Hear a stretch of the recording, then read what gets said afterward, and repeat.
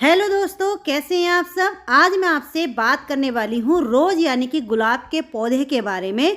देखिए, कई दिन से कुछ कमेंट मुझे ये आ रहे थे कि क्या इस टाइम पर हम अपने गुलाब के पौधे को रिपोर्ट कर सकते हैं। रिपोर्ट अगर कर सकते हैं तो किस तरीके से कर सकते हैं, या फिर हमारे गुलाब के पौधों की अच्छी ग्रोथ नहीं हो रही है, ना ही उनमें कलियां बन रही हैं, या फिर गुलाब की जो नई सूट्स यानी कि जो नई ब्रांचें नई पत्तियां निकल कर के आ रही हैं वो पत्तियां जल रही हैं, काली होकर के जल करके गिर रही हैं। आज की इस वीडियो में कंप्लीट डिटेल में मैं आप लोगों के साथ ये चीज़ें शेयर करने वाली हूँ।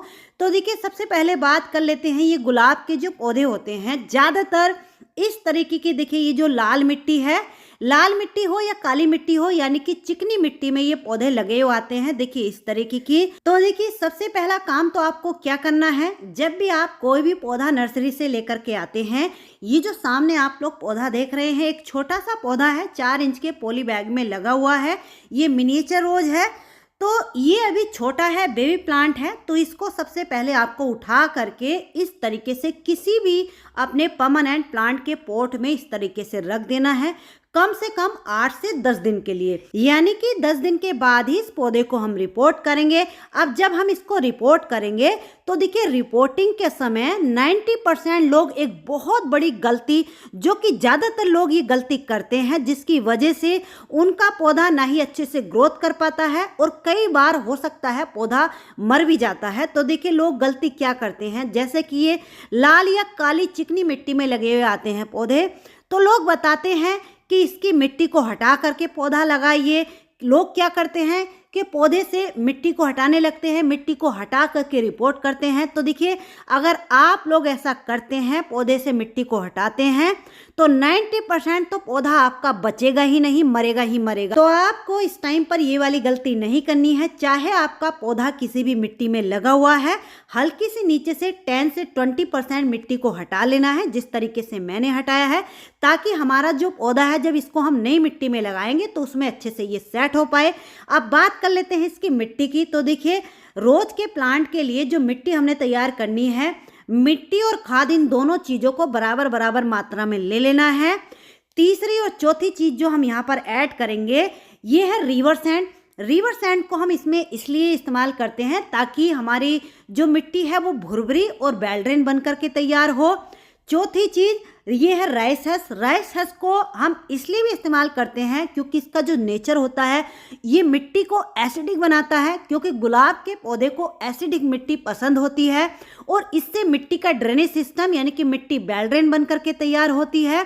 इसीलिए राइस हस्क को हम मिलाते हैं। अगर राइस हस्क आपके पास नहीं है तो इसको आप लोग स्किप भी कर सकते हैं। कुछ चीज़ें और इसमें डाल लीजिए। 1 से 2 चम्मच नीम खली, या आप जैसे एक गमले के लिए मिट्टी बना रहे हैं 8 से 10 इंच के पॉट के लिए, तो 1 मुट्ठी नीम खली ले लीजिए। ये है फंगीसाइड पाउडर, लगभग ½ टीस्पून फंगीसाइड पाउडर भी ले लीजिए। अब इस मिट्टी में एक चीज़ हमने और मिलानी है। तो देखिए, ये कैसे मिलानी है, ये है एप्सम सॉल्ट। कुछ लोग क्या करते हैं, मिट्टी में ही एप्सम सॉल्ट को मिला लेते हैं, लेकिन मैं ऐसा नहीं करती हूँ। आप लोग चाहो तो मिट्टी में भी इसको मिला सकते हैं, लेकिन मिट्टी में मिलाने से बेहतर आप इसको पानी में घोल करके पौधों में डालोगे तो उसका ज़्यादा असर पौधों के ऊपर होता है। ये है देखिए चाय पत्ती। तो ये धुली हुई वॉश की हुई मेरी चाय पत्ती है, तो लगभग 2 मुट्ठी मैंने यहाँ पर ले ली है। ये तो फर्टिलाइजर के तौर पर यहाँ पर ली है। अगर फ्रेश चाय पत्ती आपके पास है तो उसको यहाँ पर लेने की कोई ज़रूरत नहीं है। ये तो मेरी धुली हुई वॉश की हुई मैं रखती हूँ, तो इसलिए मैंने ये मिला ली है। अब इसको रिपोर्ट करने के लिए ये जो गमला हमने लिया है, लगभग 10 इंच का ये पॉट है।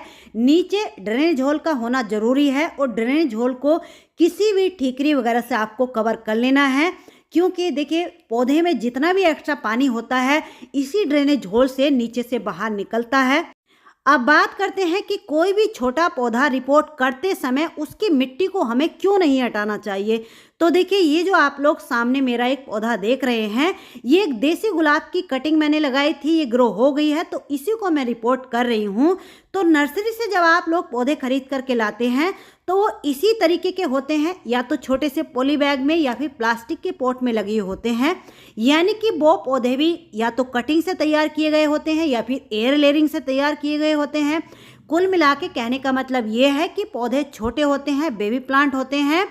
तो इस टाइम पर उसकी मिट्टी को जब हटा करके आप लोग लगाओगे तो 90% पौधा छोटा है, इसकी वजह से सोख में जाएगा, खराब होगा ही होगा। पौधे को रिपोर्ट करते समय एक बात और यहाँ पर आपको ध्यान रखनी है। देखिए इसका ये वाला जो हिस्सा होता है बीच वाला, इसको हमेशा हल्का सा ऊपर करके उठा करके रखना है, यानी कि ये जो साइडों वाली मिट्टी है ये हमेशा नीची होनी चाहिए, बीच वाला हिस्सा हल्का सा ऊपर को उठा हुआ होना चाहिए। क्योंकि देखिए बीच वाला हिस्सा अगर बहुत ज़्यादा नीचे मिट्टी में धंसा हुआ होगा तो इसमें जब हम पानी देंगे तो बीच में पानी भरेगा, बीच वाले हिस्से में पानी भरेगा तो पौधा बहुत जल्दी रूट होगा, पौधा आपका खराब हो सकता है।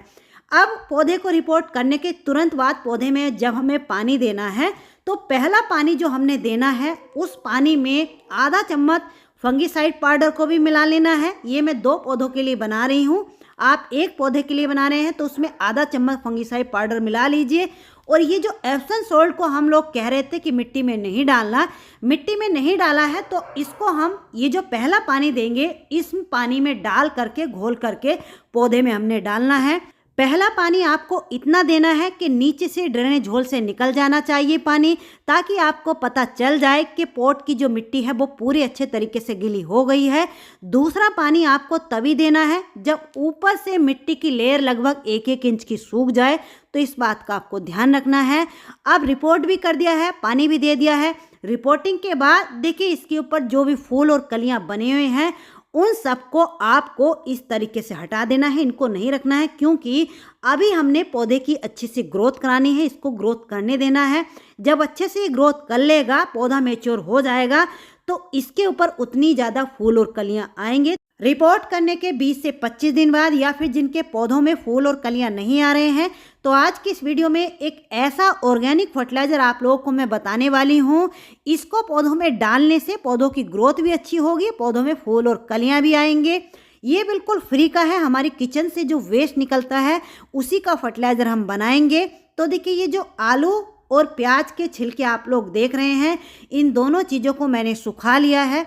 यहाँ पर एक बात और आपको ध्यान रखनी है, कोई भी ऐसी खाद पौधों में इस टाइम पर नहीं डालनी है। जैसे आलू के छिलके या प्याज के छिलके हम पौधों की मिट्टी में दबा देते हैं, तो इस टाइम पर कोई भी कच्ची खाद पौधों में नहीं डालनी है। तीसरी चीज़ ये है, देखिए केले के छिलके, इन तीनों चीज़ों को सुखा करके मिक्सी में पीस करके इनका पाउडर बना करके 10 दिन में एक बार 1.5 से 2 चम्मच अपने एक पौधे में डाल दीजिए।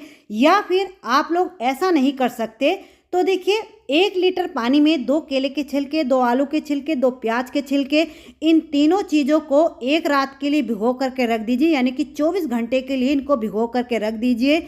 इनमें एक चीज़ और अगर आप लोग डाल लोगे तो ये जो फर्टिलाइज़र है और भी ज़्यादा पावरफुल बन करके तैयार हो जाएगा। तो देखिए ये है चाय की पत्ती, यहाँ पर ये बिल्कुल फ्रेश चाय पत्ती है तो 1 टीस्पून ले रही हूँ। अगर धुली हुई चाय पत्ती आप लोग लेंगे तो 1 से 1.5 या 2 मुट्ठी भी ले सकते हैं। ये जो चाय पत्ती होती है इसमें पोटेशियम, मैग्नीशियम और भी बहुत सारी ऐसी चीज़ें पाई जाती हैं जो कि पौधों की ग्रोथ के लिए भी अच्छी होती हैं। दूसरी बात, गुलाब के पौधे को एसिडिक सॉइल पसंद होती है, तो इससे जो मिट्टी है वो एसिडिक होती है, वो मिट्टी को ये उपजाऊ भी बनाती है। तो देखिए आप लोग देख सकते हैं 24 घंटे के बाद ये जो फर्टिलाइज़र है कुछ इस तरीके से बन करके तैयार हुआ है। अब इसको देना कैसे है, देखिए ये बहुत ही तेज़ फर्टिलाइज़र बना है, तो इसको डायरेक्ट हमें नहीं देना है। पहले तो इसको छान लेना है, बिना छाने नहीं देना है, क्योंकि इसका कोई भी ऐसा कण, केले का छिलका, आलू का छिलका डायरेक्ट मिट्टी में नहीं जाना चाहिए। तो देखिए लगभग ये 1 लीटर फर्टिलाइज़र बनकर के तैयार हुआ है। तो इस 1 लीटर फर्टिलाइज़र को हमें 2 लीटर और पानी में मिला लेना है। देखिए इस तरीके से अच्छे से मिक्स कर लेना है, यानी कि इस फर्टिलाइज़र को डाइल्यूट करके ही देना है, डायरेक्ट पौधों में नहीं देना है। डायरेक्ट पौधों में दे दोगे तो उसकी जो पत्तियां हैं जल सकती हैं, जड़ें जल सकती हैं, इसलिए इन बातों का ध्यान रखेंगे। ये वैसे बिल्कुल ऑर्गेनिक है, थोड़ा सा कम ज़्यादा भी हो गया तो घबराने की कोई बात नहीं है। फर्टिलाइज़र को डालने से पहले देखिए पौधों के ऊपर से आधा इंच की मिट्टी की गुड़ाई कर लेनी है। और जब भी आपको फर्टिलाइज़र को देना है या तो सुबह के टाइम या फिर शाम के टाइम ही देना है। तो देखिए ये फर्टिलाइज़र मैंने सुबह के टाइम बनाया था, अब शाम के टाइम में पौधों में डाल रही हूँ। इसका कलर भी चेंज हो गया है। तो देखिए ये मेरा 10 इंच का पॉट है, तो इसमें लगभग 1 लीटर ये फर्टिलाइज़र आ गया है। आप लोग मेरे पौधों को देखिए कितनी अच्छी ग्रोथ हो रही है, पत्तियाँ कितनी लस ग्रीन है, एक भी पत्ती पीली या फिर आपको काली नज़र नहीं आएगी। अब देखिए कुछ लोगों की ये भी कंप्लेंट थी कि हमारे पौधे में से जो नई ग्रोथ निकल करके आ रही हैं, जो नई पत्तियां वो जल करके काली हो करके गिर रही हैं, जल रही हैं। तो उसके लिए आपको बहुत ही सिंपल सा साधारण सा उपाय फ्री का मैं बता देती हूँ। देखिए आप अपने पौधों को दिन में 2 बार हो सकता है तो बहुत अच्छी बात है, लेकिन एक बार आप लोग जरूर इस तरीके से सिंपल पानी का अच्छे से स्प्रे कर दीजिए। सिंपल ताज़ा पानी लेना है, ना ही गर्म लेना है, ना ही ठंडा लेना है। जो नॉर्मल वाटर होता है तो उसको आप लोग बोतल में भरिए और अच्छे से पौधों की पत्तियों को नहला दीजिए।